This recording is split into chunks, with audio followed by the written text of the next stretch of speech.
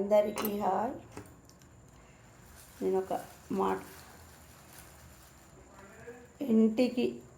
ఇంటింటికి ఒక మల్లె చెట్టు ఉంటుంది, ఎవరికో ఒకరికి ఉండదు.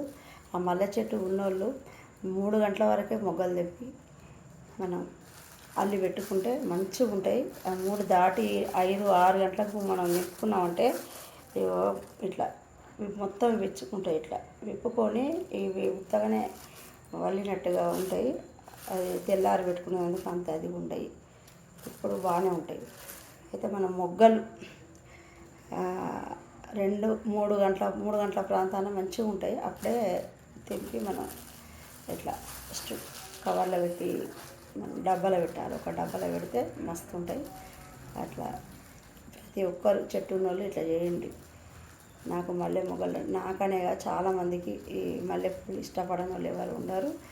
మల్లె మొగ్గలు అందరికీ ఇష్టమే. నా చిన్నప్పటి నుంచి ఈ మల్లె మొగ్గలు అంటే చాలా ఇష్టం. విరజాజులు ఉన్నాయి, ఇందులో మల్లెలు ఉన్నాయి, 2 రకాల మల్లె పూలు. నాకు ఇవి మీ అందరితోనే ఇవి షేర్ చేసుకోవాలనుకున్నా. ఈరోజు సాయంత్రం మా స్టేషన్ గణపూర్లో అమ్మవారి ఊరేగింపు జరిగింది. కన్యకా పరమేశ్వరి అమ్మవారు చాలా కోలాటాలతోటి బాగా కన్నుల పండుగ చేసేళ్ళు. అమ్మవారి ఊరేగింపు నేను చూసి కొంచెం వీడియో తీసి పెట్టిన. మరి కన్యకా పరమేశ్వరి అమ్మవారి దీవెనలు ప్రతి ఒక్కరికి ఉండాలి అని నేను మనస్ఫూర్తిగా కోరుకుంటూ, మరి అమ్మ దీవెనలు ఉంటే అన్నీ ఉన్నట్టే అని నేను ఎప్పుడూ అంటూనే ఉంటా. ఆ అమ్మవారి ఆశీస్సులు, అమ్మవారి దీవెనలు ప్రతి ఒక్కరికి ఉండాలి. నేను అమ్మవారి ప్రసాదం సుధా నేను తెప్పించుకున్నా. ఇదిగో పులిహోర అమ్మవారిది. కానీ అమ్మవారి పులిహోర అంటే నాకు చాలా ఇష్టం.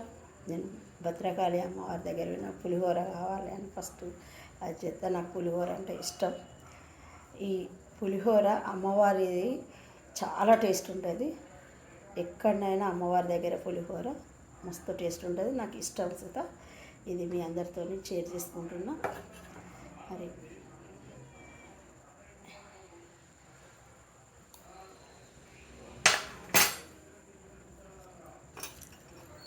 మరి